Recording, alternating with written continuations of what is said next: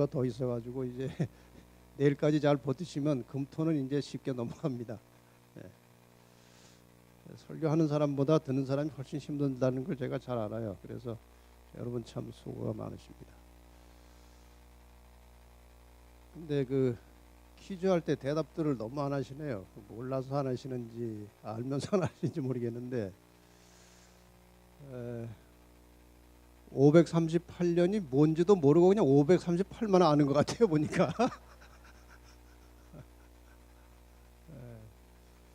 538년은 이제 변심한 여자라는 것은 이 순수한 여자 교회가 콘스탄틴 황제 이후로 이교와 기독교가 섞이면서 자꾸 타락을 해가다가 이 타락한 풍토에서 큰 힘을 가지고 시작된 교회가 로마 교회 혹은 카톨릭이에요. 그러니까 이 교회가 변심한 거예요. 순수하게 하나님만 따라가야 되는데 이교의 여러 습관들이 이 교회 안에 들어오면서 교회가 타락하고 이제 변질된 것입니다.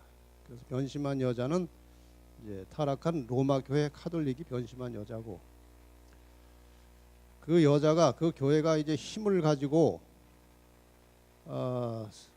교회와 세상을 마음대로 지배하고 통치하기를 시작한 때가 언젠가 하면은 이 마지막 반대 세력이 있었어요. 돈코트라는 반대 세력이 있었는데 그 마지막 반대 세력을 이렇게 물리친, 그리고 그 반대 세력이 퇴각한 해가 538년이죠. 그래서 이제 538년부터 박해가 그때부터 딱 시작된 건 아니고 그때로부터 이제 마음대로 이제 힘을 쓸 수 있게 돼서 그 후로 교황이 죽을 때 1798년까지 1260년이라는 긴 세월 동안에 교회가 박해를 받은 그 역사를 말하고 있는 것입니다. 이 주제가를 이것으로 정한 대단히 중요한 이유 중에 하나가 2절입니다. 2절. 지나간 일들 내게 말씀하며 앞날에 될 일 내가 들을 때. 어제까지는 지나간 역사를 우리가 공부했습니다. 어제까지는. 이제 오늘부터는 앞날에 될 일, 현재와 앞날에 될 일을 우리가 공부하게 될 것입니다. 이런 지나간 성취된 예언과 앞으로 있을 예언의 말씀을 들을 때에 이 정말 믿을 수 없는 꿈 같은 사실을 잘 믿으면 이 세상이 천국 같다. 이제 그런 내용이에요. 그러니까 내일부터 부를 때는 잘 생각을 하고 부르시기를 바랍니다. 다시 용과 싸우는 여자의 일생. 이 볼륨을 조금만 올려주시겠습니까? 오늘 네 번째 날 여자를 공격하는, 이 교회를 공격하는 용의 사탄의 전략이 무엇인지 오늘 공부하게 되겠습니다. 다시 창세기 3장 15절이요. 조금만 더 올려주세요. 제가 이게 거리를 띄어도 좀 소리가 크게 나와야 되는데 소리가 약해지네요. 어제가 좋았는데. 내가 너는 사탄 마귀고 너의 후손, 이 땅에서 사탄의 뜻을 이루어가는 이 악의 세력들, 그리고 여자 교회, 그리고 여자의 후손 예수 그리스도. 여자와 여자의 후손과 또 용과 용의 후손이 이제 싸우는 역사가 인류의 역사죠. 여자는 교회고 용의 후손은 악의 세력, 이 땅의 사탄의 일을 대행하는 악의 세력들을 말하는 것입니다. 제가 왜 시작할 때마다 자꾸 이것을 강조하는가 하면은 이 창세기 3장 15절의 개념을 확실히 알아야 성경 전체 흐름을 제대로 이해할 수 있어요. 그래서 계속해서 이제 강조해서 이번 한 주가 끝나면 여러분이 머릿속에 이것이 딱 새겨질 것이라고 제가 생각합니다. 자, 어제 배운 것을 다시 도표로 확인하겠습니다. 구약의 여자 이스라엘, 신약의 여자 교회를 용의 후손들이 공격합니다. 최초로 구약의 여자 이스라엘을 공격한 나라는 애굽, 그다음에 아수르, 바벨론, 페르시아, 헬라, 로마, 그리고 로마 교회. 어제 우리가 이것을 확인했죠. 이제 로마 교회가 하나님의 참 백성들을 박해하는 역사가 어제 우리가 공부를 했습니다. 이게 중세 시대에 이제 지나간 역사고요. 그 다음에 이제 말세, 이 마지막 시대에는 과연 누가 올라와서 다시 하나님의 교회를 핍박할 것이냐 하는 것이 이제 오늘 공부할 내용입니다. 자, 이제 오늘 공부를 위해서 어제 배운 것을 잠깐 복습을 할 필요가 있습니다. 관련이 되기 때문에. 어제 나왔던 첫 번째 짐승 사자는 어느 나라였습니까? 바벨론이었고, 그 다음에 두 번째 짐승 곰은 페르시아, 간단하게 합시다. 그 다음에 세 번째 나라 표범은 그리스, 그 다음에 네 번째 짐승 괴물 로마. 이럴 때는 답을 잘 하시는데 왜 퀴즈 할 때는 안 하실까? 책 받기 싫어서 그런 것 같아. 책을 주지 말아요. 자, 이 네 번째 짐승 로마에 10뿔이 달렸고 10뿔 사이에서 작은 뿔이 올라왔죠. 작은 뿔은 어디였습니까? 로마 10뿔 사이에서 올라온 작은 뿔은 어디였어요? 교황권이죠. 네. 이것이 어제 배운 역사예요. 이것이 1798년에 이제 비오 6세 교황이 몰락함으로써 이 시대가 끝났습니다. 그런데 이 몰락한 작은 뿔이 다시 부활할 것이라고 예언이 되어 있습니다. 다시 살아날 것이. 다니엘 7장 11절과 12절에도 이 작은 뿔에 관한 말씀과 함께 그 마지막에 그 생명은 보존되어 정한 시기가 이르기를 기다리게 되었더라. 이 작은 뿔이 없어진 줄 알았는데 언젠가 다시 살아나겠다고 지금 예언하고 있는 것이고, 계시록 13장 3절에는 그의 머리 하나가 상하여 죽게 된 것 같더니 그 죽게 되던 상처가 나음에 또 낫겠다고 그랬어요. 나으니까 온 땅이 이상히 여겨 그 짐승을 따르더라. 짐승은 나라죠. 여긴 교황의 나라 바티칸을 말하는 것이고 거기에 수장인 교황을 말하는 것입니다. 자, 이것이 어떻게 나음을 입었고 그 후에 어떻게 온 세상이 그를 따라가는지 오늘 이 문제를 이제 다루게 됩니다. 계시록 13장을 열면은 짐승이 두 마리가 나옵니다. 바다에서 한 짐승이 나왔어요. 뿔이 10개 달렸고 표범 닮았고 곰발 가졌고 입은 사자이다 이렇게 됐어요. 이렇게 복잡한 짐승이 나왔어요. 이 짐승도 이제 뚜렷한 이름이 없으니까 복합 짐승 이렇게 이름을 진 것입니다. 그런데 이 짐승은 용이 자기의 능력과 보좌와 큰 권세를 줬다고 그랬어요. 이 짐승은 용과 사탄과 관련이 있는 짐승이에요. 짐승은 나라나 왕권을 가리키는 것이죠. 하나의 큰 세력이 올라온 것입니다. 두 번째 짐승이 땅에서 올라왔습니다. 먼저 짐승은 바다에서 올라왔고 두 번째 짐승은 땅에서 올라왔는데 새끼양같이 두 뿔이 있고 용처럼 말하더라. 아주 현저한 모순을 보여줍니다. 양처럼 생겼습니다. 성경에 양과 상대적인 짐승은 용이에요. 양은 예수 그리스도고 용은 사탄이니까요. 근데 양같이 생긴 짐승이 올라왔는데 용처럼 말하더라. 이 두 마리가 다 사탄과 관련이 있는, 그러니까 사탄이 마지막에 자기가 하고 싶은 일들을 대행하게 하는 그 두 세력을 지금 계시록 13장이 설명하고 있는 것이니까 제가 이제 첫날 말씀드릴 때 지피지기면 백전백승이라고 그랬잖아요. 상대를 알고 나를 알아야 되는 거예요. 싸우려면. 이거는 지금 상대입니다. 상대를 알아야 돼요. 특히 말세의 마지막 시대에 하나님의 상대는 이 두 짐승입니다. 그래서 이걸 알아야 되는 거예요. 자, 첫째 짐승을 좀 분석해 봅시다. 바다에서 나왔고 뿔이 10개 달렸고, 간단하게 중요한 것만 하겠습니다. 짐승은 표범과 비슷하고 발은 곰발이고 입은 사자 입이다. 이사야 34장 16절에 보면요, 여호와의 책을 자세히 보면 빠진 것이 없고 짝이 없는 것이 없다는 말이 있어요. 지금 이 계시록 13장에 나오는 이 짐승은요, 그 짝이 다니엘 7장이에요. 그렇지 않습니까? 다니엘 7장이 나오는 짐승이 여기 그대로 다 나와요. 이 모양이. 그러니까 다 합쳐놓은 거죠.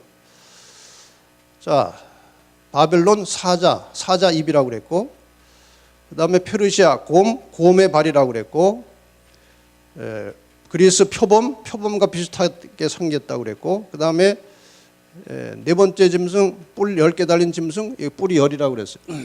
그러니까 이 짐승은 다니엘 7장의 짐승을 다 한 몸에 합쳐놓은 것이에요. 그 다음에 이제 마지막에 등장한 것이 교황권입니다. 작은 뿔. 근데 이 지금 13장 첫 번째 나오는 짐승은 잘 연구하면 교황권을 말하는 것인데, 이 교황권을 왜 이렇게 복잡하게 만들어놨느냐 이거예요. 뭐 예를 들면 이런 겁니다.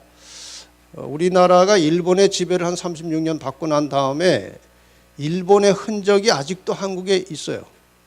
그렇죠? 뭐 말의 언어에도 그렇고, 뭐 건축하는 사람들 쓰는 용어도 그렇고, 건축도 그렇고 일본의 흔적이 남아 있어요. 그러니까 여러분이 이제 이 바벨론을 페르시아가 정복했지만 페르시아에 바벨론의 흔적이 있는 겁니다. 그 다음에 그리스 안에는 바벨론과 페르시아의 문화와 흔적들이 있는 것입니다. 로마에는 이 세 나라의 모든 문화와 풍습들이 다 있고, 마지막에 나온 이 교황의 이 권한 속에는 이 네 나라의 모든 다양한 문화와 종교와 철학들이 다 합쳐져 있어요. 그래서 이 로마가 등장은 나중에 했지만 이 네 나라의 특징들 다 같이 갖고 아주 복잡한 권세를 가지고 등장하는 것을 말하는 거예요. 그래서 하나님을 대적하면서 그 백성들을 핍박한 나라들, 그 네 나라들을 하나로 모아놓은 종교적이면서 정치적인 세력이 다시 등장하는 모습이 계시록 13장의 이 짐승이에요. 뭐 예를 들면 바벨론의 특징 중에 하나는 우상 숭배입니다. 그래서 이 로마 교회는 많은 우상을 만들어서 진열해 놓고 또 숭배도 합니다. 마리아상, 베드로상 이렇게 해가지고. 페르시아는 여러 다양한 종교 중에 대표적인 것이 이 태양신 종교였습니다. 태양신 예배하는 날이 일요일이기 때문에 그 일요일 예배를 이 로마 교회가 받아들여 온 거예요. 헬라면 철학의 나라입니다. 이교 철학 사상. 그러니까 예를 들면 이 사람이 죽으면은 몸에서 영혼이 분리돼서 영혼이 이제 떠나갈 수 있다. 분리된다. 영혼이. 그게 원래 헬라의 철학 사상이었어요. 그걸 이제 교회 안에 끌고 들어와서 영혼 불멸 사상을 만든 것입니다. 이 로마 교회의 조직, 교황으로부터 쭉 아래 그 백성들까지의 쭉 조직을 보면은 로마 정치 제도와 똑같습니다.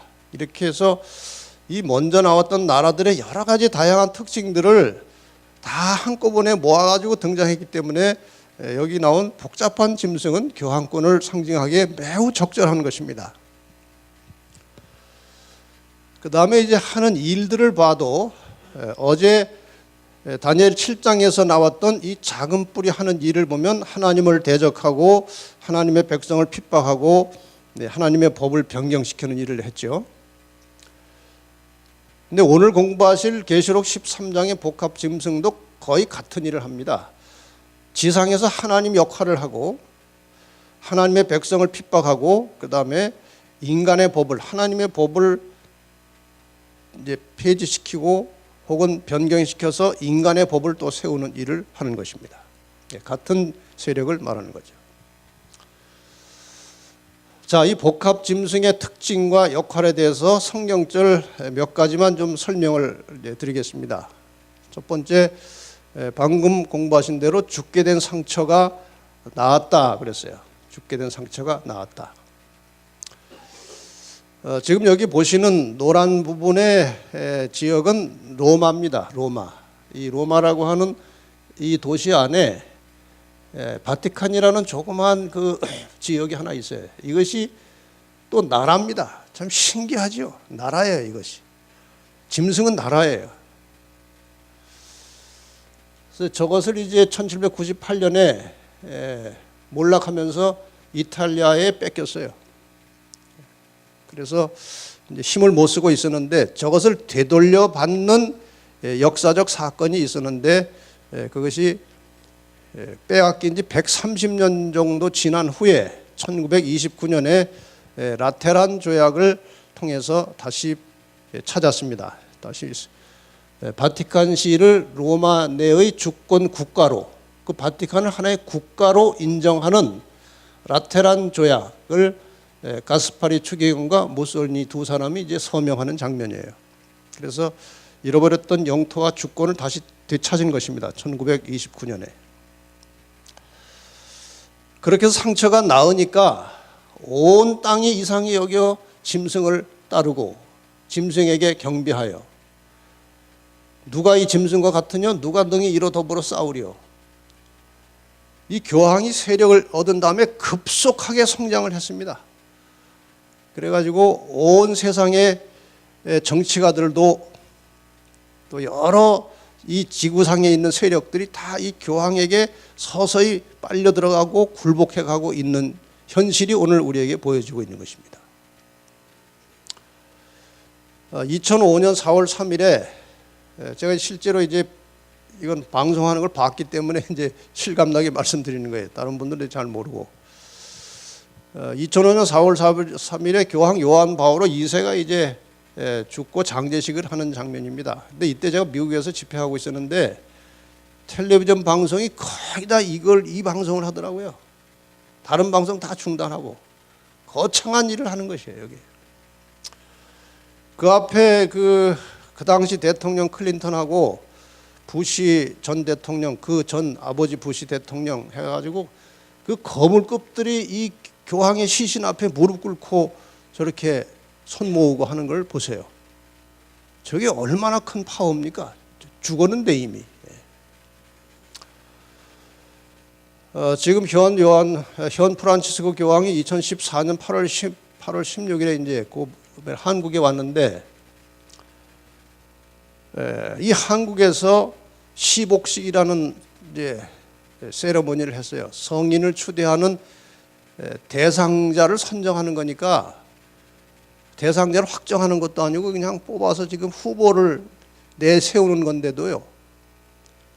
이 광화문 네거리를 전부 다 막아놓고 수십만이 이렇게 모여가지고 저런 의식을 거행하는 거예요. 어떤 세상의 힘이 이런 일을 할 수 있습니까? 네.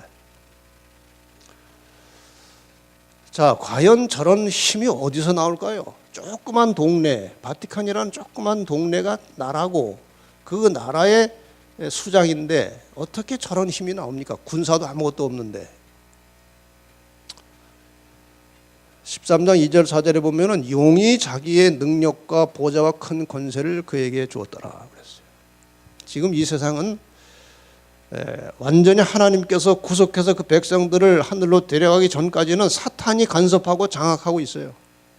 악인들이 많기 때문에 사탄이 일하기가 아주 좋은 세상이에요. 지금 자기 마음대로 할 수 있습니다. 사탄이 어떤 사람을 망하게 할 수도 있고 복을 받게 할 수도 있어요. 제가 거기 관련된 책들을 보니까 사탄이 복 주려면 얼마든지 복을 줘요. 재물도 줄 수 있고 권세도 줄 수 있고. 그래서 용이 자기의 능력과 보좌와 권세를 그에게 주었기 때문에 이 땅의 어떤 세력도 저 교황의 권세를 꺾을 수가 없습니다. 지구 역사 끝날 때까지 어떤 세력도 교황의 권세를 꺾을 수 없어요. 완전히 상처가 났죠.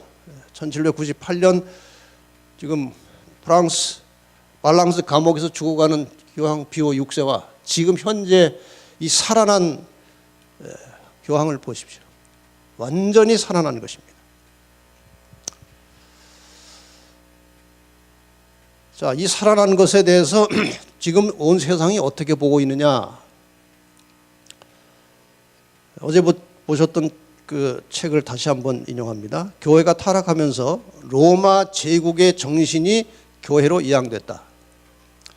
그 교회는 점차적으로 그것이 정복했던 그 제국의 특성, 로마 제국의 특성을 발전시켜 왔다. 얼마 후에 로마 제국은 무너졌다. 그러나 로마는 세계 권력으로서 가톨릭 교회라는 이름으로 다시 생명을 얻었다. 이 로마 나라는 망한 게 아니고 다시 로마 교회라고 하는 가톨릭이라는 교회 이름으로 로마 제국이 다시 역사의 마지막에 등장해서 하나님을 대적하고 백성들을 핍박하는 일을 하겠다는 거예요. 이 토마스 홉스라는 사람은요, 굉장히 유명한 사람이에요. 16세기에 아주 유명한 정치 철학가입니다. 이 사람이 서구 근대 정치 철학의 기초를 놓은 사람인데, 리바이어던이라는 책에 보면은 이런 문장이 있어요. 만약 누구든지 이 거대한 교회, 로마 교회를 말하는 것입니다, 지배권의 근원을 곰곰이 생각해 본다면 교황은 다름 아닌 왕관을 쓰고 로마 제국의 무덤 위에 앉아있는 유령이라는 사실을 쉽게 알 수 있을 것이다. 이 흐름을 정확하게 분석한 사람이에요. 로마 제국은 망한 게 아니라 다시 일어났다는 거예요. 이게 2015년 9월에 이 프란치스코 교황이 쿠바를 방문해서 엄청난 일을 했는데, 대표적인 것 중에 하나가 불화 관계에 있던 쿠바와 미국을 화해시키는 일을 했어요. 역사적인 일을 한 것입니다, 이 교황이. 이 방문이 있은 다음에 타임 잡지에서요, 2015년 9월 26일 표지에 The New Roman Empire라는 호칭을 썼어요. 새로운 로마 제국이 출현했다는 거예요. 정확하죠? 그러니까 다니엘서 2장에서 종아리 로마, 다니엘서 7장에 괴물 로마가 다시 부활한 것입니다. 모양은 교회, 그런데 그 본질은 로마 제국이 다시 나온 거예요. 세상을 지배하는 정신, 하나님을 대적하는 정신, 하나님의 백성들을 핍박하는, 예수님까지 십자가에 못 박은 그 로마의 정신이 지금 다시 살아나서 조만간 세계를 지배하게 될 것이라. 성도들을 핍박할 것이라고 했어요. 또 권세를 받아 성도들과 싸워 이기게 되고, 다니엘 7장 25절에 같은 말이 나오죠. 지극히 높은 자의 성도를 괴롭게 하겠다.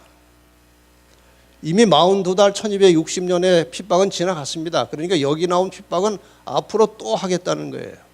또 다시. 이렇게 보시면 정확합니다. 538년부터 1798년까지 1260년의 박해가 있었죠. 여기서 상처를 입었다는 겁니다. 일단 이제 잡혀가서 죽고 힘을 잃었으니까요. 그 다음에 1929년에 라테란 조약으로 다시 상처가 나았어요. 여기서 나와서 지금 엄청나게 큰 힘을 이미 얻었습니다. 그리고 언제부턴가는 다시 박해를 시작할 것입니다. 이게 지금 성경에 예언된 정확한 시나리오고, 조만간 교황의 힘이 온 세상을 연합시켜서 마지막 하나님의 참 백성들을 이 땅에서 쓸어버리려고 하는 그런 전략을 쓸 것인데, 그 전략이 계시록 13장에 세부적으로 나오는 거예요. 잠시 온 세상을 지배하게 될 것이 예고되어 있죠.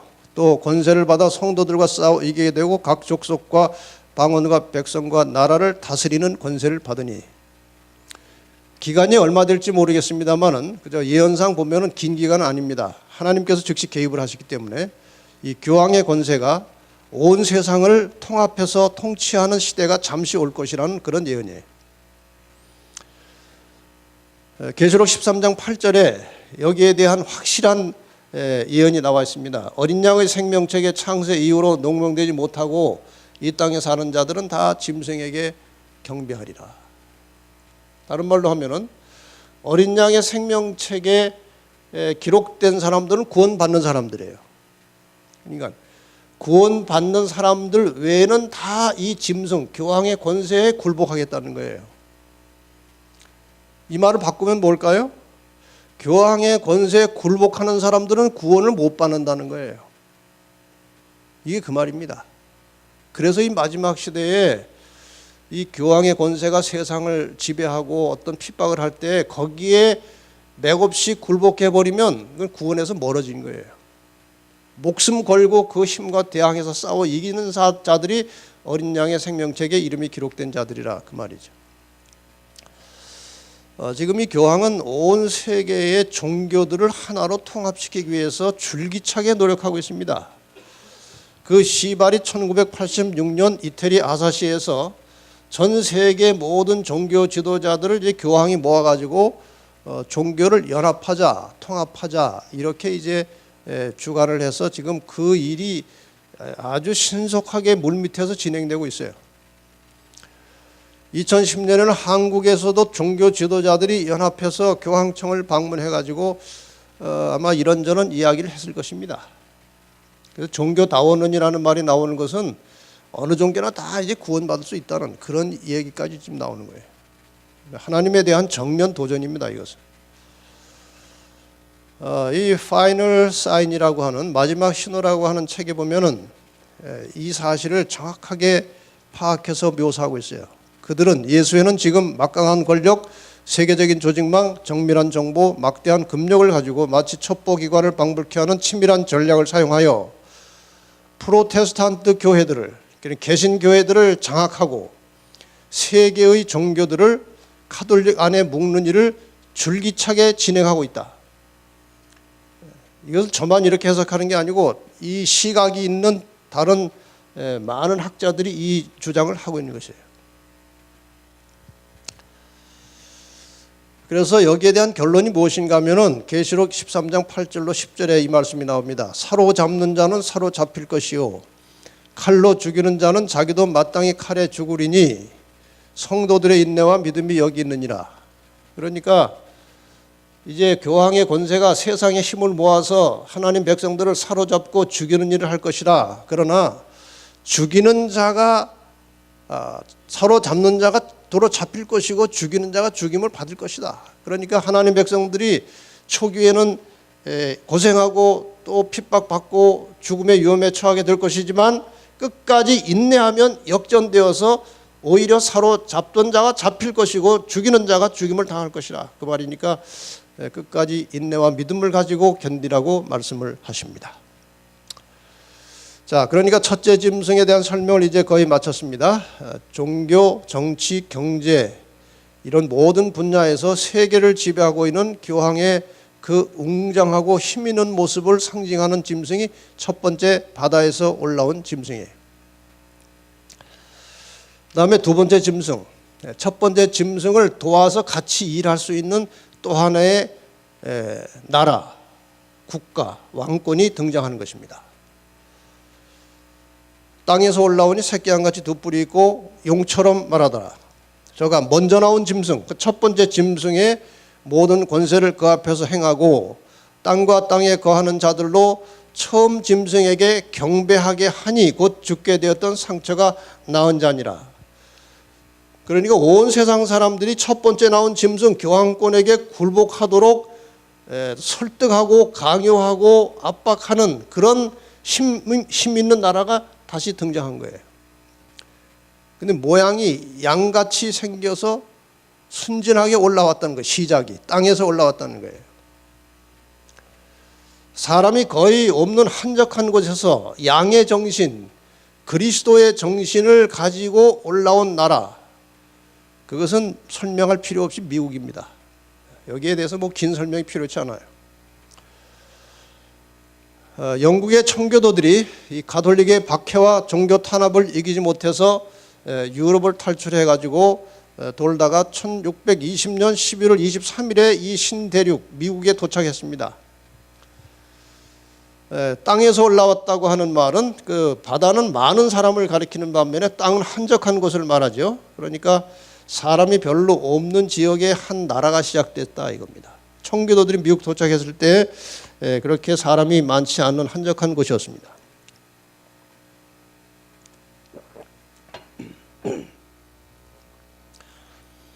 그러니까 이것이 양처럼 올라온 것입니다.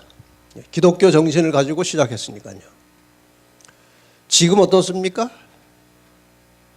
지금 미국은 거의 천주교 세상입니다.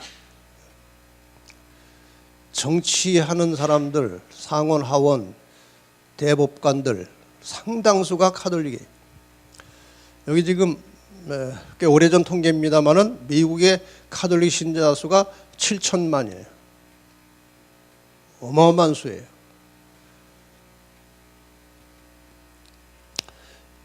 이게 이런 그림은 여러분 못 보셨을 겁니다. 이건 제가 누구한테 시켜서 만든 거예요. 이게 이제 양처럼 올라와서 용처럼 말하는 짐승. 이 미국이에요. 기독교의 정신으로 올라와서 사탄의 일을 하는 것입니다. 이게 미국이에요. 변질돼 가지고. 자, 이 교황과 미국이 연합하는 것은 사실상 불가능하게 보였고 헌법으로도 그것이 금지되어 있습니다. 교황과 미국이 이렇게 외교 관계를 맺는 것을 금지되어 있어요. 이거 어떻게 깨졌을까요? 이 타임 잡지는 1992년 2월 24일자 타임 잡지예요. 그러니까 오래전에 92년 말고 그 훨씬 이전에 한 10년 전에 대통령인 레이건의 얼굴하고 요한 바오로 2세 얼굴이 이렇게 나와 있어요. 그리고 홀리 얼라이언스, 거룩한 동맹을 맺었다, 둘 사이에. 이 내용을 보면은 1982년에 있었던 사건인데 10년 동안 가려놨다가 10년이 지난 다음에 이렇게 타임 잡지에서 공개한 거예요. 그러니까 이걸 보면은 언론이라고 하는 것이 얼마나 이렇게 조작되어 있다는 것을 우리가 볼 수 있어요. 이게 굉장히 중요하고 큰 사건인데 언론에서 다 침묵하고 있었어요. 10년 동안. 10년이 지난 다음에 이렇게 발표한 거예요. 내용은 레이건 대통령이 바티칸에 가서 그 지하 도서관에서 교황하고 만나가지고 이렇게 동맹을 맺는 것이에요. 그 동맹의 핵심 내용이 무엇인가 하면은 공산주의를 무너뜨리는 거예요. 이 공산주의를 무너뜨리자는 그 두 사람의 동맹 이후에 공산주의가요 맥없이 무너져 갔습니다. 그 강한 공산주의 국가들이요 그냥 무너져 간 거예요. 이게 파워가 어디서 나온 줄 아십니까? 교황한테서 나온 거예요. 그 출발한 그 공산권 무너지는 출발한 나라가 폴란드예요. 이 사람이 폴란드 출신이에요. 폴란드부터 시작해서 그냥 맥없이 공산주의가 무너진 거예요. 82년에 이제 그런 조약을 맺고 이제 일을 수행하면서 이 둘 사이에 대사를 교환하는 국교를 이제 만드는 일을 1984년에 했습니다. 1984년에 이 레이건 대통령이 어느 회의도 거치지 않고 그냥 바로 교황청과 대사를 교환했어요. 이 정도 되면은 불법을 한 것입니다. 법을 어긴 거예요, 대통령이. 그러면 당장 탄핵감이에요. 근데 그냥 넘어가는 겁니다. 이렇게 해서 미국하고 이제 교황이 대사를 교환하고 그 다음에 이제 하나가 된 거예요.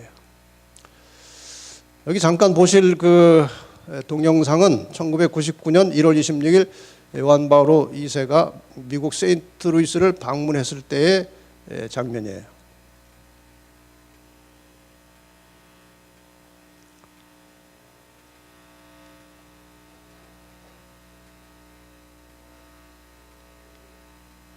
왜 안 나오지 소리가? 잠깐요.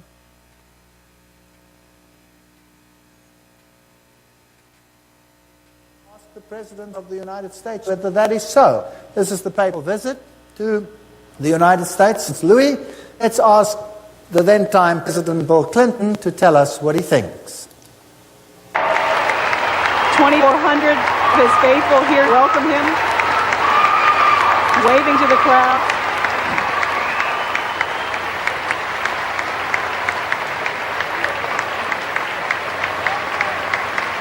Archbishop Regali is alongside the Pope as he shakes hands with the First Lady. We honor you for helping to lead a revolution of values and spirit in Central Europe and the former 이게 Soviet Union, 공산주의 무너뜨린 일. freeing millions to live by conscience, not coercion, and freeing all of us from the constant fear of nuclear war. Your Holiness, on behalf of all of us gathered here today, indeed on behalf of all the people of our beloved nation, we welcome you back to America.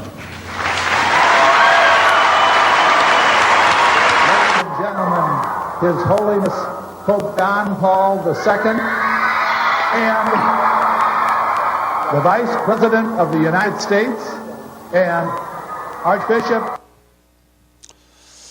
자, 청교도들이 그 카톨릭의 종교 탄압을 피해서 와서 세운 나라 미국이 변질이 많이 됐죠. 근데 여러분 여기 내용 중에 혹시 이상한 말 2번 나왔는데 혹시 기억하십니까? 거룩한 분이라는 거예요. 이 거룩하다는 말은 하나님께 붙이는 용어입니다. 근데 교황을 보고 거룩하다는 것은 언젠가 경배할 날이 온다는 그런 의미를 가지고 있어요.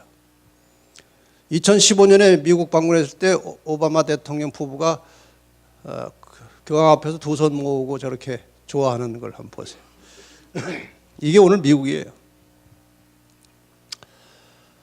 기사들은, 신문 기사들은 이렇게 했습니다. 교황 방문에 미국은 열광하였다. 완전히 미국이 변질된 거죠. 이 둘째 짐승이 도대체 앞으로 무슨 일을 할 것인가에 대해서 이제 몇 성경절을 찾습니다. 첫째 짐승을 위하여 우상을 만든다 그랬어요. 칼에 상하였다가 살아난 짐승을 위하여 우상을 만들라. 이 말이 참 어려운 말이에요.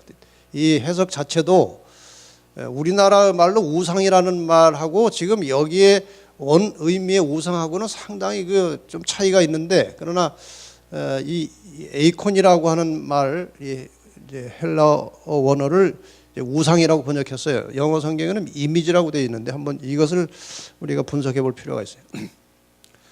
우상이라는 이 에이콘이라는 단어는 어떤 비슷한 것, 그것과 비슷한 어떤 상, 모양, 분신 이런 뜻을 가지고 있어요.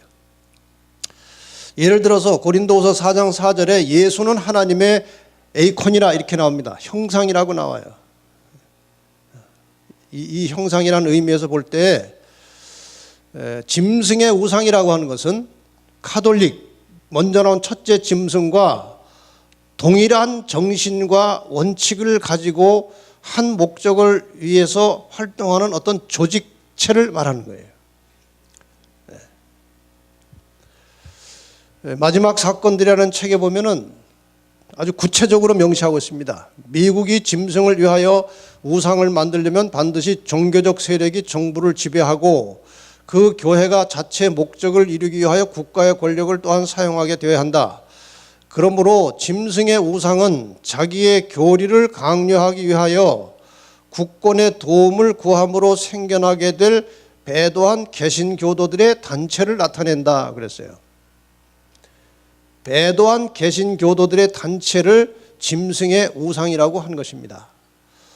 다시 말하면 미국의 개신교 단체들이 많이 있는데 굉장한 파워를 가지고 선거할 때마다 선거 후보자들에게 압력을 가하는 단체들이, 개신교 단체들이 많이 있어요. 그러한 단체들을 지금 여기에서는 짐승의 우상이라고 표현한 것입니다. 이렇게 보시면 거의 정확한 표현일 것입니다. 중세 시대에는 타락한 기독교와 로마의 정치력이 결합해가지고 카톨릭 교회가 나왔어요. 대개 이 교회가 정치와 결탁이 되면 타락하는 것입니다. 근데 그 다음에 현재 시대에는 이 타락한 개신교회, 미국의 타락한 개신교회가 미국의 정치력과 결합이 돼서 배도한 개신교 단체가 만들어진 거예요. 여기는 서로 도움을 주고받는 관계예요. 이 타락한 기독교나 타락한 개신교는 국가에 뭔가 도움을 주고 그 대신 국가로부터 도움을 받는 거예요. 다시 이렇게 주고받는 관계가 될 때 이것이 이제 타락한 교회가 되는 것입니다. 그래서 저 타락한 기독교와 로마의 정치력이 합쳐져서 만들어진 카톨릭 교회를 지금 짐승이라고 표현하고 있다면은 다시 타락한 개신교와 미국의 정치력이 합쳐져서 배도한 개신교 단체가 바로 짐승의 우상이에요. 그러니까 정신과 목적은 같은 겁니다. 국가를 이용해서 교회 덕을 보고 국가는 이 교회 덕을 보는 거예요. 이것을 합쳐서 성경은 바벨론이라고 말하는 겁니다. 이게 바벨론이에요. 이게 합쳐놓으면 이게 바벨론이에요. 자, 이런 이해를 가지고 이제 계시록을 풀어나가면은 계시록이 아주 쉽게 잘 풀립니다. 지금 미국만 해도 트럼프를 가장 확고하게 지지하고 있는 계층은 보수 개신교들이에요. 소위 보수적 개신교도들이라고 하는 사람들의 75%가 트럼프를 지지하고 있는 거예요. 이 힘이 지금 버티고 있는 거예요. 한국에서도 개신교와 천주교가 하나 되려고 부단히 노력하고 있습니다. 저쪽 꽤 오래전에 사진인데 저쪽 개신교 대표와 천주교 대표가 만나서 내 손 안에서 하나가 되게 하여라 이렇게 이제 사진을 찍은 것은 굉장히 의미심장하죠. 그래서 이제 한국에 꽤 이 보수적인 개신교도들이 이것을 아주 적극 반대하고 나섭니다. 절대로 천주교와 하나가 될 수 없다고 이제 데모도 하고 책자도 만들어 뿌리는데 그때 만들었던 책자의 제목을 보니까 재밌어요. 가톨릭과 바람난 한국교회 이런 책자들, 카톨릭에 놀아나는 한국교회 이걸 뿌리지만 이거는 마이너예요. 사람들이 약해요. 이것은 주류 전체의 힘은 카톨릭과 연합해 가고 있다는 것입니다. 이것이 현실이에요. 그 다음에 짐승의 표를 받게 한다고 그랬습니다. 짐승의 표. 저가 모든 자, 곧 작은 자나 큰 자나 부자나 빈궁한 자나 자유한 자나 종들로 그 오른손이나 이마에 표를 받게 하고, 이게 또 짐승의 표라고 해가지고 매우 복잡한 것입니다. 정리를 제가 간단하게 해드리겠습니다. 이 짐승의 표가 뭔지 모르니까 그동안 여러 가지 추측을 해왔습니다. 이걸 것이다, 이걸 것이다. 한때는 이 레이저 가지고 뭐 이마에다가 뭘 이렇게 쏜다는 말도 있었고, 또 한때는 모든 상품마다 붙어 있는 바코드, 저 바코드에 시작 넘버가 6이고 중간에 6을 지나서 끝에 6이에요. 그렇게 할 때 부작용이 제일 적다고 해서 수를 그렇게 배열을 했다고 그래요. 저는 뭐 잘 모르지만. 그래서 저기 666이 나오니까 저게 짐승의 표라고 하기도 했고, 또 손에 표를 받는다고 하니까 뭐 지문을 또 이용해서 어떻게 한다 뭐 온갖 설이 돌다가 최근에는 또 이 베리칩이 짐승의 표라고 하고 있어요. 이게 정답이 왔다 갔다 하는 것은요, 정답이 아니라는 거예요. 왜 이 짐승의 표를 잘 모르는가 하면요, 짐승이 뭔지 모르기 때문에 짐승의 표도 모르는 거예요. 그렇지 않습니까? 짐승을 알아야 짐승의 표를 알죠. 이 짐승의 표를 이해하려면 기초적인 상식이 있어야 됩니다. 첫째, 이 짐승의 표는 계시록 13장에 나오는 첫 번째 짐승과 관련이 있어야 돼요. 그렇지 않으면 다 틀린 답이에요. 그 다음에 두 번째 짐승, 첫째 짐승은 이제 교황권이고요. 그러니까 이 짐승의 표는 교황과 관련이 있어야 되는 거예요. 그 다음에 두 번째 짐승, 그러니까 이 미국의 주요 역할은 사람들이 첫 번째 짐승 교황권에게 경배하게 하는 게 주요 역할이에요. 경배하게 하는 거예요. 이걸 제대로 이해를 해야 짐승의 표가 뭔지 알 수가 있습니다. 그 다음에 짐승의 표를 받게 한다는 것은 사람들을 첫 번째 짐승의 권위, 교황의 권위에 굴복시키는 거예요. 이게 짐승의 표를 받게 하는 행위입니다. 자, 그러면 무엇이 첫 번째 짐승 교황권의 권위를 상징하는 대표적인 표시인가 이게요. 무엇을 할 때 그것이 교황의 상징이고 그게 권위고 그것을 할 때 교황에게 굴복하는 것이냐 하는 것을 찾아내야 됩니다. 그리고 어떤 방법으로 온 세상이 교황의 권세에 굴복하게 될 것이냐, 이런 기초적인 상식을 가지고 풀어가야 정확하게 짐승의 표가 나오는 겁니다. 짐승, 교황의 권위를 상징하는 대표적인 표시가 무엇인지 우리는 문서를 통해서 찾아볼 수 있습니다. 교황은 때를 변개하고 법을 폐기하고 모든 것을, 심지어는 그리스도의 교훈까지도 삭제할 권세, 권위가 있다는 거예요. 그러니까 하나님의 때와 하나님의 법까지 변경할 수 있을 정도로 권위가 있다는 거예요. 권세가 있다는 거예요. 그래서 보신 대로 하나님의 법을 깨고 주의를 지키라고 해놨어요. 그러니까 대단한 권세죠. 대단한 권위예요. 하나님의 말씀을 무시하고 인간이 법을 따로 만들었으니까 이게 얼마나 권세가 있다는 뜻입니까? 이게 가장 대표적인 권위의 표시예요. 이 법을 바꾼 것이. 이것은 꽤 오래전의 기록입니다. 캐나다에서 나온 문서인데 1923년에 나온 캐톨릭 레코드라고 하는 이 문서에 그 밑에 부분에 보면 이런 문장이 나옵니다. 교회는 성경 위에 있다. 그리고 안식일 준수를 토요일에서 일요일로 옮긴 것이 그 사실에 대한 확고한 증거다. 이렇게 나와요. 그러니까 하나님의 말씀 성경보다 교회의 권위가 더 높다는 거예요. 그 교회의 권위가 더 높다는 것을 보여주는 가장 뚜렷한 증거 중에 하나가 성경의 안식일 대신에 일요일을 지키도록 한 것이 이 교회의 권위를 보여주는 가장 확실한 표시라고 말하고 있는 거예요.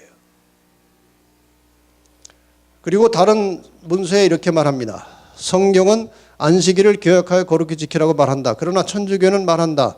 아니다. 나는 나의 신성한 권위로서 안식일을 폐하며 주일의 첫날을 거룩하게 지킬 것을 명한다. 그 다음에 한 말은 이겁니다. 봐라. 전 문명 세계가 거룩한 천주교의 명령을 공손히 굴복하여 복종한다. 이게 문명 세계는 전부 다 일요일에 쉬거나 예배 드리는 것을 말하는 것입니다. 이게 천주교가 변경시켜 놓은 그 일요일에 온 문명 세계가 따라가고 있지 않느냐? 이것이 바로 천주교의 권위라는 거예요. 교황의 권위라는 거예요.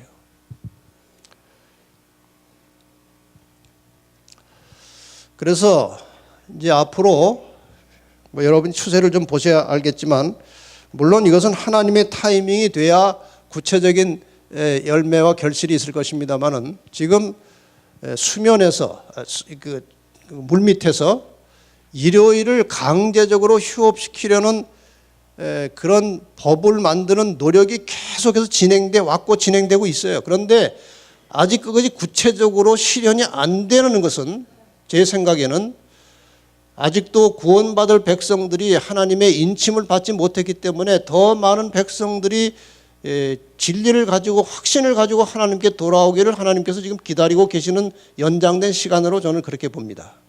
때가 되면 순식간에 이 법이 썬데이 로우라는 법이 가시적으로 등장할 것이라고 보는 것입니다.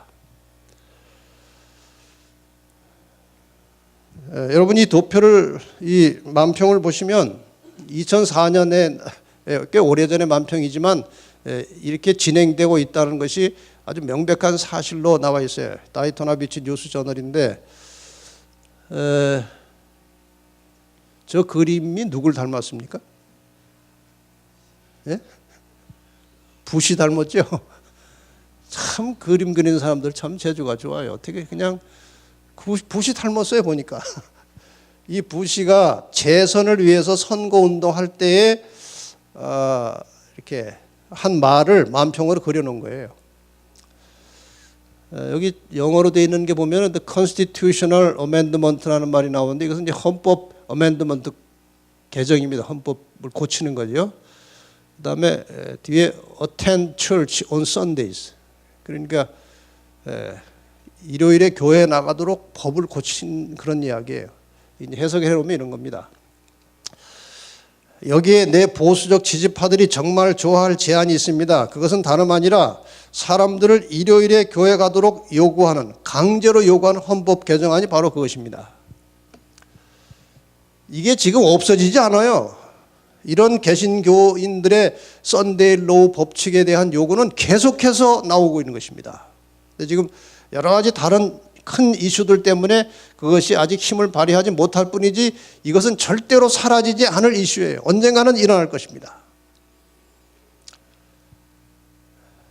2014년 7월 5일 미국 폭스 뉴스에서 나온 내용인데요. as well as for Sunday to be kept holy and honored by all. Man, as the image of God, is also called to rest and to celebrate. The account of creation concludes with these words, "And on the seventh day, God finished his work which we had done, and he rested on the seventh day from all his work which we had done."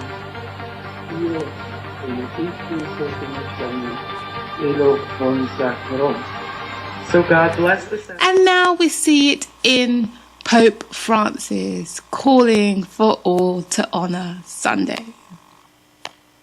And now everyone is talking about it, even in the news, and many desiring disunion. Your relationships and your friends and your family, and obviously praising the Lord. And he says, you know what, is working on Sundays true freedom? And basically, 네, 시간이 없으니까 그냥 넘어가겠습니다.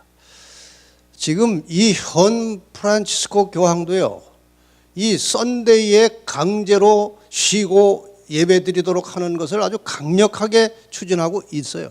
언젠가는 이것이 이제 나타날 겁니다. 하나의 파워로. 그런데 그 일요일 강제 휴업법을 썬데이 로우를 추진하는 과정 속에서 왜 썬데이 로우를 만들고 일요일에 강제로 쉬어야 되느냐에 대한 그 명분은 상당히 신사적이에요. 나중에 다시 좀 말씀드리겠습니다. 일요일 운동은 오늘날 암암리에 그 길을 마련하고 있다. 지도자들은 문제의 진상을 숨기고 있으며 썬데이 로우가 어떤 것인지를 숨기고 있다는 거예요. 그 운동에 연합하는 많은 사람들은 저류가 이 썬데이 로우가 어디로 흘러가는지 스스로 잘 모르고 그 일을 하고 있다는 거예요. 그 공헌은 부드럽고 그리스도인답게 보이지만 그것을 말할 때에는 용의 정신이 나타날 것이다 그랬어요. 썬데이 로우가 만들어지는 과정에서는 이 썬데이 로우를 해야 매주 가족들이 한 번씩 일주일에 한 번이라도 한 자리에 모이고 같이 신앙도 할 수 있고 또 그렇게 가족들끼리 모이니까 범죄도 줄고 또 자동차도 많이 쉬니까 연료도 절약할 수 있고 또 가족의 또 인류의 평화 또 도덕적인 어떤 질서 이런 것들에 필요하니까 일요일에 쉬도록 하자는 명분을 가지고 나오는 것입니다. 그래서 사람들은 다 그건 줄 알지만 그 뒤에 있는 저류 밑에 깔린 배경은 결국 교황의 권세에 온 세상이 굴복하게 만드는 그런 일의 하나의 진행 중이라 이거예요. 오른손이나 이마에 표를 받게 한다는 것은요, 오른손은 행동을 상징하는 것이고 이마는 생각을 말하는 것입니다. 오른손에 표를 받는다는 것은 일요일 강제 휴업법을 마음으로는 인정하지 않지만 강요에 의해서 법을 따르게 될 때 그것을 오른손에 표를 받았다고 말하는 것이고, 이마에 표를 받았다는 것은 일요일 강제 휴업법을 정신적으로 동의하고 더 나아가서 교황권에 충성하며 경배하는 사람들을 이마에 표를 받았다, 그렇게 이제 표시를 하는 것입니다. 자, 여기 한 관련된 책에 보니까 짐승의 표를 받는 시기에 대해서 이렇게 나와 있어요. 아직 아무도 짐승의 표를 받은 자는 없다. 모든 교회에 참된 그리스도인들이 있는데 로마 카톨릭 교회도 예외가 될 수 없다. 그 안에 진실한 그리스찬들이 있다는 거예요. 저들이 빛을 받아들이고 넷째 계명에 대한 의무를 깨닫기까지는 아무도 정죄를 받지 않는다. 그러나 거짓 안식일을 강요하는 법령이 반포되고 거짓 것과 참 것을 분명히 구별하는 선이 그어질 것이다. 그때까지도 계속해서 넷째 계명을 범하는 자들은 짐승의 표를 받게 될 것이다. 이렇게 돼 있어요. 이게 무슨 뜻인가 하면은 많은 교회 안에 안식일을 잘 몰라서 못 지키는 사람들이 있다는 거예요. 그런데 이 썬데이 로우에 의해서 안식일을 지키는 자들이 이제 핍박을 받게 되면 그 핍박받는 이유가 무엇인지, 왜 그들이 핍박을 받아가면서도 그렇게 안식일을 고수하는지 이유가 분명히 드러날 것이라 이거예요. 그 이유가 드러나게 되면 그건 하나님의 계명 속에 들어있고 끝까지 변동할 수 없는 하나님의 요구의 법이기 때문에 저들은 어떤 환난과 핍박 속에서도 계명대로 안식일을 지키는 사람들이다. 이런 것이 이제 공개될 수밖에 없어요. 이때가 되면. 이러한 때가 되면은 다른 교회에 있는 많은 사람들이 저게 진리구나, 저게 옳은 길이구나를 깨닫게 되어서 그때는 안식일을 지키는 자들과 합세한다는 것입니다. 그런데 이러한 일을 보고도 안식일을 제대로 깨닫지 않고 거부하면 그게 짐승의 표를 받는 시기가 된다는 거예요. 그때 짐승의 표를 지금 우리가 일요일이 짐승의 표다 그렇게 말해도 안 돼요. 아직은 이 때가 오는 것입니다. 더 나가서 이제 이 짐승의 표를 받지 않으면 제재를 가하게 되는데 매매를 못하게 한다 이게. 이 경제적 제재를 넘어서 이제 지구상에서 못 살게 하는 것입니다. 교황의 말을 안 듣고는 지구상에서 살 수 없도록 만드는 그런 분위기가 온다는 거죠. 누구든지 교황의 권세에 굴복하지 않는 자는 즉 생계 위협을 받게 된다. 그런 의미죠. 과연 교황이 그런 일을 할 수 있을까? 세상 사람들 매매도 못하게 하고 경제적으로 제재할 수 있느냐? 이 제수이트는 가톨릭 교회를 배후에서 컨트롤하는 가장 파워 있는 집단입니다. 제수이트는. 이 제수이트 산하의 조직을 보면요, 일루미나이트, 외교관계협의회, 국제은행들, 마피아, 로마클럽, 오프스테이, 프리메이슨, 뉴에이지 운동 이런 모든 것들이 전부 다 제수이트의 컨트롤 하에 있어요. 이 국제은행, 마피아 이런 것들이 전부 다 이제 돈 무덕입니다. 돈 무덕이에요. 이 가톨릭 교회는 상상할 수 없는 부를 축적해 놓은 것입니다. 용이 축복을 주니까요. 가톨릭 교회는 부를 축적하고 막대한 자산을 보유하는 현존하는 가장 막강한 재정 능력 집단이다. 이 베티칸 빌리언스라는 책에 나오는 이야기입니다. 가톨릭 교회는 지구상의 다른 어떤 단일 기관이나 회사나 은행이나 거대한 신탁회사나 정부나 국가보다 더 많은 물질적 부를 소유하고 있다. 이 거대한 축적된 부의 통치자로서의 교황은 결과적으로 20세기의 가장 큰 부자이다. 아무도 현실적으로 그 재산의 가치를 숫자상으로 평가할 수 없다.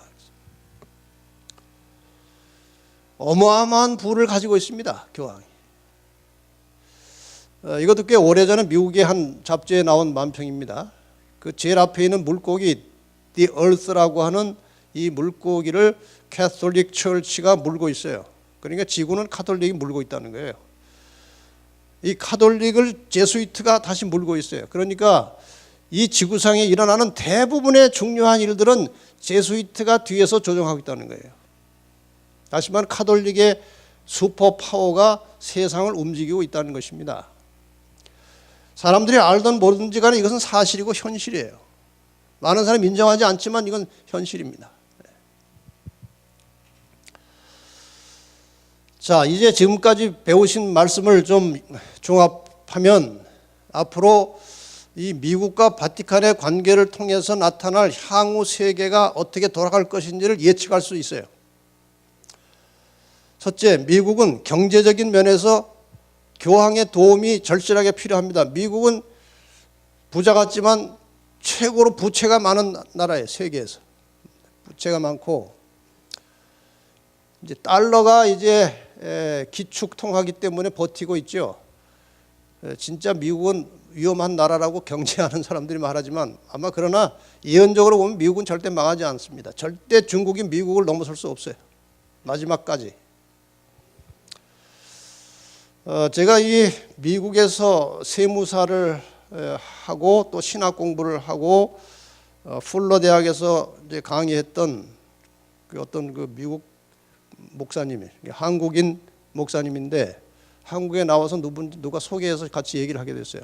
이분이 이제 교황 얘기를 한참 하더라고요.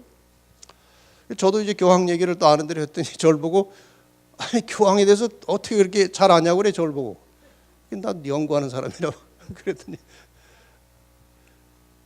지금 미국이요 의료 분야에 관련된 모든 돈은 카톨릭 돈을 쓰고 있다고 얘기하더라고요. 이 사람이. 그래서 그러냐고 그냥 들었어요. 근데 얼마 후에 제가 다시 어떤 미국의 이제 재미교포인데 비즈니스를 크게 하고 이제 뭐 북한이며 뭐 여기저기 활동을 많이 하는 분인데 그분도 이제 이 미국 정세를 아주 훤하게 그 CIA하고도 좀 관련이 있는 분이에요. 훤하게 하는 분인데 이분이 인도에다가 이제 그 당시에 인도 의과 대학에 병원이 없어가지고 미국에서 돈을 어느 정도 빌려서 인도 정부의 돈과 합쳐서 거기다가 병원을 짓는 프로젝트를 진행하고 있었어요.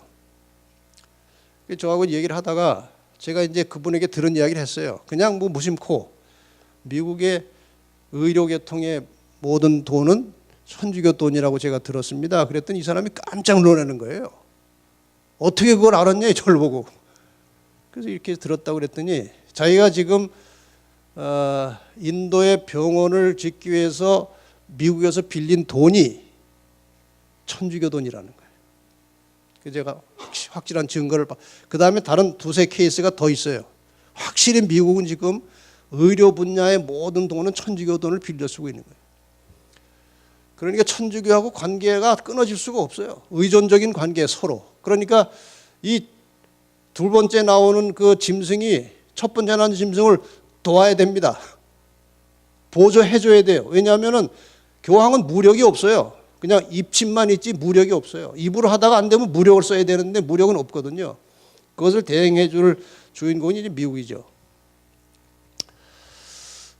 반면에 교황은 미국에게 아마도 자기의 권위를 온 세상에 드러내기 위해서 선데이 로우 제정을 끊임없이 요구할 것입니다. 그러나 그 요구는 지금 개신교도들의 타락한 개신교도들 단체들이 더 열심히 열렬하게 그걸 추구하고 있어요. 추진하고 있어요.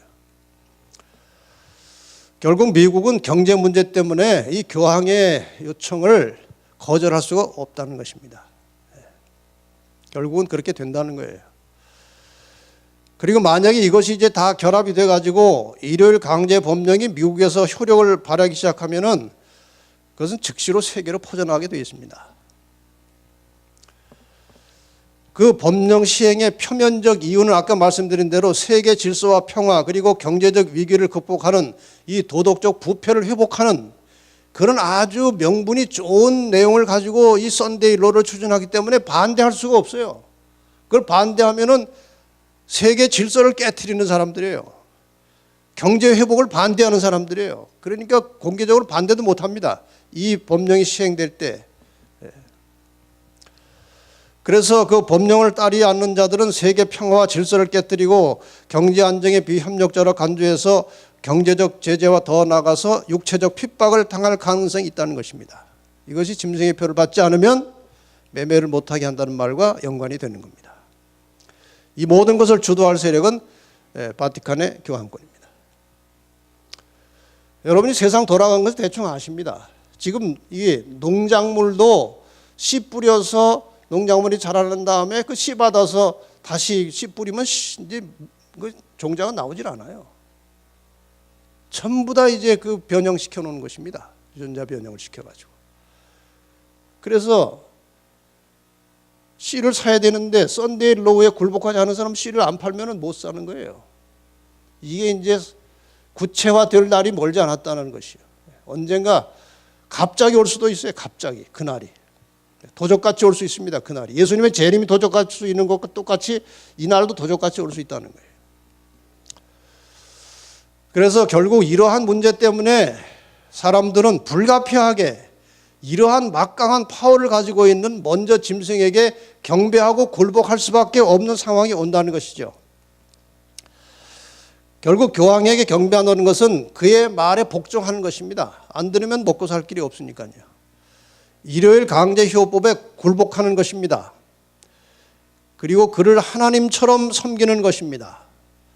더 나아가서 하나님의 권위보다 그의 권위를 이미 선데이 로우가 하나님의 권위보다 그의 권위를 더 높인 거예요. 그의 명령을 따른다는 것이고 더 나아가서 먹고 살아야 되니까 생명까지도 생명의 주인이신 하나님을 의지하지 않고 그를 의지하게 되는 것입니다. 이것이 교황을 경배하는 상황이에요. 자, 이제 이런 상황이 오는데 666이라는 게 나옵니다. 마지막으로 이걸 좀 풀어내고 이제 끝나겠습니다.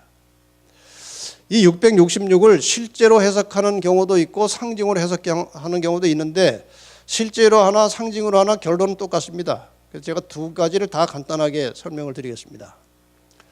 지혜가 여기 있으니 총명이 있는 자는 그 짐승의 수를 세어보라. 그 수는 사람의 수는 666이니라 그랬어요. 그 짐승, 첫 번째 짐승을 말하는 것이죠. 이 짐승의 수는 이제 이 교황권의 수를 말하는 것입니다. 교황의 수를 말하는 거예요. 짐승의 수라는 것은요.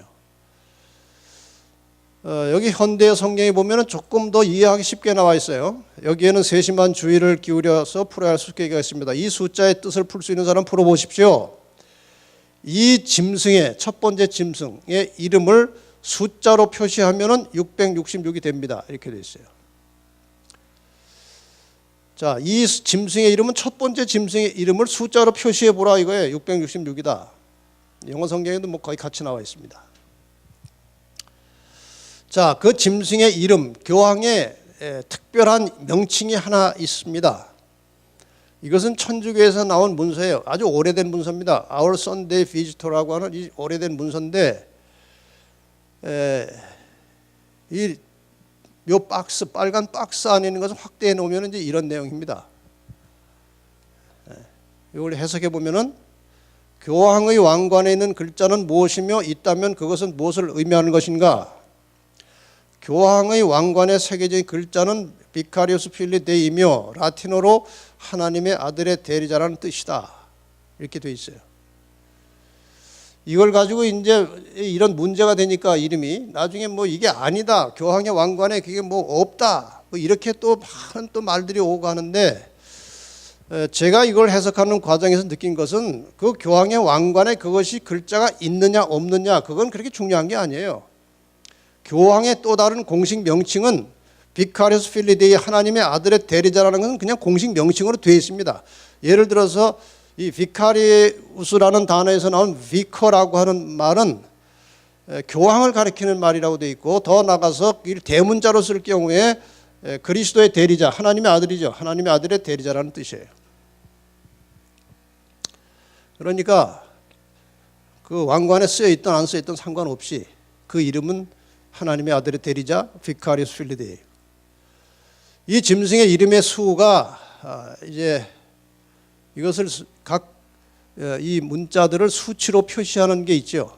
캐디널 넘버라고 그래가지고 V는 5고 I는 1이고 X는 10이고 이런 이제 약속이 있어요. 숫자에 대한 약속이. 숫자가 없는 것도 물론 있어요. 그래서 비카리우스 필리 데이라고 하는 이 교황의 또 다른 명칭, 하나님의 아들의 대리자라고 하는 명칭을 이제 수치로 표현해서 다 더하면은 정확하게 666이 나와요. 근데 다른 이름도 더해서 666이 되는 이름들이 많이 있어요. 다른 이름도. 그러나 지금 이 이름은 계시록 13장에 나오는 첫 번째 짐승의 이름을 말하는 거예요. 그렇기 때문에 이 666이라고 하는 숫자는 이것이 바로 첫 번째 짐승 교황의 이름이라는 것을 확인하는 단서에 해당하는 것입니다. 상징으로 할 경우에 이 666이라고 하는 말을 상징으로 할 경우에 이 6이라고 하는 수는 사람의 수 혹은 사탄의 수입니다. 반면 7은 하나님의 수고요. 그런데 666이 6이 3개가 겹치면 숫자가 3개가 연속 나오면 승리의 의미예요. 666은 사탄이 승리한다는 말이고 세속적 세력이 인간의 세력이 이긴다는 말입니다. 7은 하나님의 수요 완전수입니다. 그리고 7이 3개가 겹치면 하나님이 승리하시고 그분의 백성들이 승리한다. 그런 의미를 가지고 있습니다. 그러니까 이 사람의 수 666, 짐승의 수 이게 다 동격으로 돼 있어요. 짐승의 수, 사람의 수 666. 여기서 짐승은 하나님 7을 대적하는 사람의 세력, 즉 첫 번째 짐승이 상징하는 교황권을 말하는 것입니다. 이 6이라고 하는 숫자는. 그가 잠시 세속의 권한을 행사해서 승리하는 것처럼 보일 것이지만 마침내 그것이 역전되어서 하나님의 백성이 승리하고 영원한 나라를 얻게 된다는 그런 의미를 가지고 상징적으로 풀어낼 수 있는 것입니다. 결론적으로 666을 실제 수로 만들어 적용하든지 상징적으로 적용하든지 그것은 첫 번째 짐승을 가리키는 것입니다. 그리고 그 첫 번째 짐승은 하나님을 대적하면서 배도하고 타락한 인본주의 신앙을 주도하는 로마 교회 조직체 혹은 교황권을 가리키는 것이다. 결론은 똑같습니다. 이렇게 하나 저렇게 하나. 자, 이제 이 도표가 완성이 되겠습니다. 용의 후손, 이스라엘 핍박한 나라들, 그리고 중세시대의 교회를 핍박한 로마 교회, 그리고 말세에 등장한 용의 후손은 오늘 공부하신 대로 계시록 13장에 등장한 첫 번째 짐승, 교황을 말하는 것이고, 이 교황을 도와서 같이 일할 힘은 미국을 가리키는 것이라고 정확하게 나와 있어요. 이 교황이 마지막에 핍박할 공격 대상이 누군가? 그것이 계시록 12장 17절입니다. 용이 여자에게 분노하여 돌아와서 그 여자의 남은 자손 곧 하나님의 계명을 지키며 예수의 증거를 가진 자들로 더불어 싸우려고 바다 모래에 섰더라. 그래서 이 짐승이 결국 힘을 얻고 세상을 지배하게 된 다음에 공격할 마지막 대상은 남은 자손이에요. 이 남은 자손에 대한 구체적인 설명은 이제 금요일 저녁에 하도록 되어 있습니다. 그러나 아무리 이 악의 세력이 하나님의 백성들을 공격한다 할지라도 사자굴에 들어간 다니엘을 지키신 하나님께서 마지막에도 하나님의 백성들을 지켜내실 것입니다. 우리는 두려워할 필요가 없어요. 여기 성경 말씀에 시편 37편, 악인이 의인치기를 꾀하고 향하여 그 일을 가는도다. 주께서 저를 웃으시리니 그날의 이름을 보시미로다. 악인이 칼을 빼고 활을 당겨 가난하고 궁핍한 자를 엎드러뜨리며 행위가 정직한 자를 죽이고자 하나 그 칼은 자기의 마음을 찌르고 그 활은 부러지리로다. 선악의 싸움의 역사, 성경에 나오고 역사에 나오는 모든 선악의 싸움의 패턴은 똑같습니다. 사탄의 세력과 백성들은 항상 이길 뻔하다가 집니다. 그리고 하나님과 그의 백성들은 언제나 질 뻔하다가 이겨요. 그래서 인내하라고 하는 말씀이 왜 나옵니까? 질 뻔할 때 끝까지 참으라는 거예요. 끝까지 참으면 어떻게 돼요? 마지막에 가서 역전돼서 이길 것이니까 참으라는 거예요. 믿음을 가지고 참으라는 거예요. 그래서 여러분에게 한 이야기를 드리고 이제 마치겠습니다. 오늘 우리가 어떻게 살아야 되는지, 마지막 썬데이 짐승의 표 환란이 올 때에 어떤 자들이 이길 수 있고 승리할 수 있는지, 제가 그런 말을 가끔 들어요. 지금 내가 지금 이렇게 시시하게 대충 교회 다니지만 썬데이 로우가 나오면 내가 다 아니까 정신 바짝 차리고 내가 하겠다, 이런 사람들 얘기를 제가 많이 들어요. 그거 안 돼요. 왜 안 되느냐? 제가 고등학교 때 이 평행봉을 꽤 잘했어요. 그래서 점심시간에 제가 이 평행봉을 하면은 주변에 친구들이 쭉 둘러서 구경도 하고 그랬어요. 지금은요, 평행봉 올라가면 한 번도 못 해요. 왜요? 그 필요한, 평행봉 하는데 필요한 근육이 다 풀어져가지고 아무 힘이 없어요. 지금은. 이걸 보고 마음은 원이로되 육신이 약해서 안 된다는 거예요. 신앙도 마찬가지입니다. 지금 이 시대에 하나님의 말씀대로 사는 것에 목숨 걸고 뜻대로 사는 것이 훈련이 된 사람이 그때도 목숨 걸고 순종할 수 있어요. 신앙의 근육이 필요하다는 거예요. 근육이. 갑자기 되는 게 아니에요. 그것이. 여러분, 오늘 이 교훈을 그냥 666 짐승의 표 이거 가지고 돌아갈 것인 게 아니고, 매일 매 순간 하루하루 목숨 걸고 하나님의 말씀에 충성하는 그런 참다운 그리스도인의 신앙의 삶을 사시기를 바랍니다. 그래서 근육이 생겨야 돼요. 근육이. 어느 시에 그것이 나타나도록 발휘할 수 있는 근육이 있어야 된다는 거예요. 신앙의 근육이. 그래서 먼 미래의 일로 보지 마시고 오늘 하루하루를 하나님 말씀에 정말 즐거운 마음으로 순종하며 사는 것입니다. 더 나아가서 천주교 사이에 불필요한 장벽 쌓지 말라는 거예요. 많은 사람들이 천주교에서 구원받을 것이니까 그렇게 사랑하고 포용하고 같이 믿으라는 거예요. 예수님께서 다시 하신 말씀을 다시 한번 반복합니다. 내가 세상 끝날까지 너희와 항상 함께 있으리라. 이 말씀을 믿으시기를 바랍니다. 주님이 우리와 끝까지 함께 하실 것입니다. 예수님은 이 세상에 오셔서 진리의 씨앗을 뿌려놓으셨습니다. 사탄의 후손들이 그 밭에 가라지를 심었습니다. 그래서 진리와 오류를 분별하기가 매우 어렵게 되었죠. 진리를 발견하기가 쉽지 않은 이 어둠의 시대에 우리의 앞길을 밝혀주는 등불과 같은 말씀이 곧 예언입니다.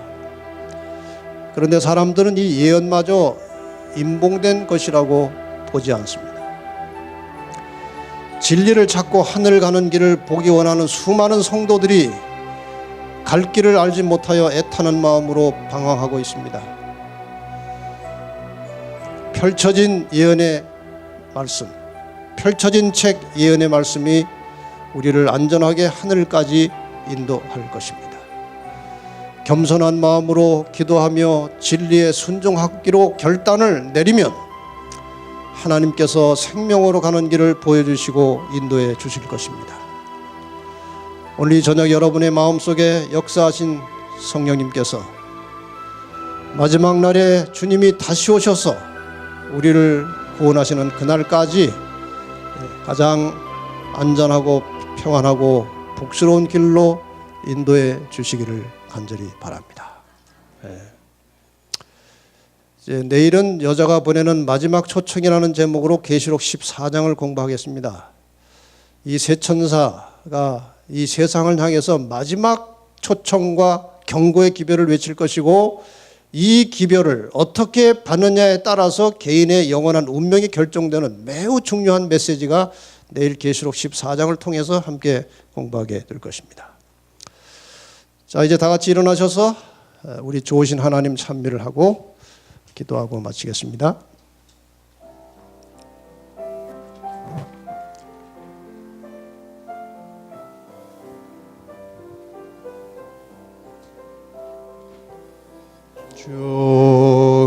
좋으신 하나님, 좋으신 하나님, 참 좋으신 나의 하나님,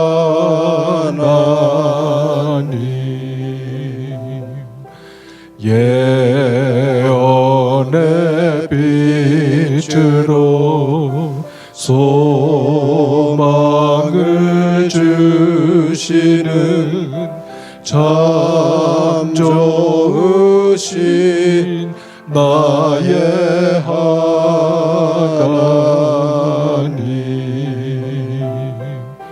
진리의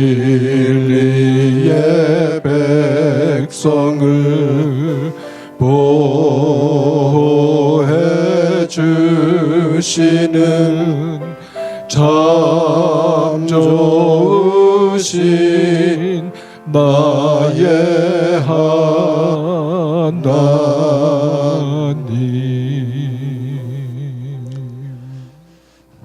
좋으신 하나님, 마지막 어둠의 시대를 살고 있는 저희들에게 또다시 예언의 빛을 통해서 앞으로 어떤 일이 일어날 것을 분명하게 말씀해 주시고 우리가 어떻게 대처하고 준비해야 될지 가르쳐 주셔서 감사합니다.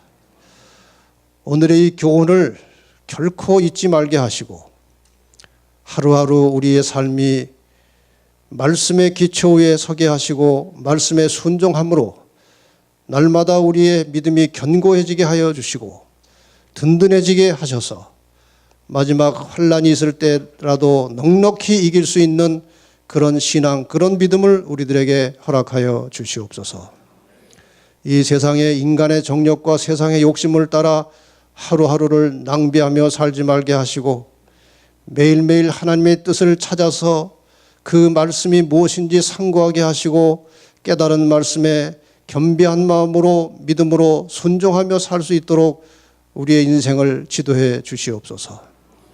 오늘 이 말씀을 듣고 혹시 마음에 갈등과 부담이 있는 분 계시면 성령께서 위로해 주시고 더 밝은 빛으로 인도해 주심으로 마지막 주님께서 오시는 그날에 다 함께 영원한 생명에 들어갈 수 있도록 우리를 축복해 주시옵소서. 예수님의 이름으로 간절히 기도하옵나이다. 아멘.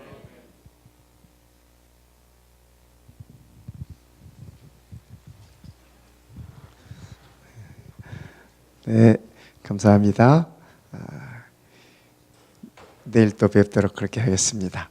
네, 어두운 밤 편안히 가시고 오늘 들은 말씀을 오늘 저녁에 주무시기 전에 한번 이렇게 리뷰하시면서 또 새로운 다짐과 또한 그러한 그 결심으로 각오로 이렇게 편한 밤 보내시길 바라겠습니다. 어두운 길 조심하셔서 안녕히 돌아가시기 바랍니다. 내일 뵙겠습니다.